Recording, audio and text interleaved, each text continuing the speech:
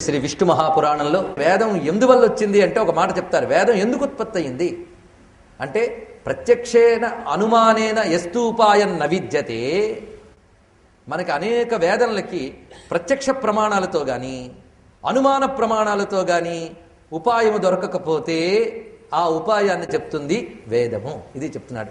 కనుక ఆ వేదాన్ని నువ్వు ప్రత్యక్షంలోకి అనుమానంలోకి తేవాలనుకోవడం మహా తప్పు కదా. అసలు ఆ రెండింటికి దాటినది అది. ప్రత్యక్ష అనుమాన ప్రమాణాలకి దాటినదే ఆప్తవాక్య ప్రమాణము. దీన్ని శబ్ద ప్రమాణం అని అంటారు. శబ్ద ప్రమాణం అన్నా ఆప్తవాక్య ప్రమాణం అన్నా వేదానికి వర్తిస్తుంది. వేదాన్ని అనుసరించి వచ్చే శాస్త్రాలకు వర్తిస్తుంది.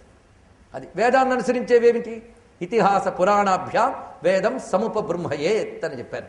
కనుక వేదాన్ని అనుసరించే ఇతిహాసములు, పురాణములు, ఆగమాలు, నిగమం, ఆగమం ఈ రెండూ కూడా పరస్పరానుబంధం కలిగినవి. ఈ వేదములు ఎప్పుడు నశించవు. ఇది గుర్తుపెట్టుకోవాలి. వేదాలు అంతరించిపోయే, వేదాలు తగ్గిపోయే, వేద శాఖలు ఇప్పుడు లేవు అంటే అవి అంతరించిపోవడం కాదు, దాన్ని పొందగలిగిన యోగ్యమైన తపస్సు గల జీవులు ఉండరు గనక వారికి అవి సాక్షాత్కరించవు. అది అవి కొన్ని యుగాల్లో అలాంటి అల్పులైన జీవులు ఉన్నప్పుడు ఆ వేద విద్య సంపూర్ణంగా లభించదు. అలాంటి యుగం ఏదంటే కలియుగం.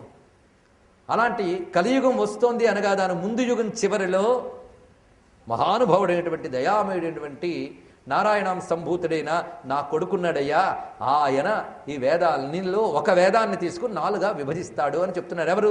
పరాశరుడు. ఆయన కొడుకు ఎవరు? వ్యాసదేవుడు. పరాశర్యుడు అంటాం మనం.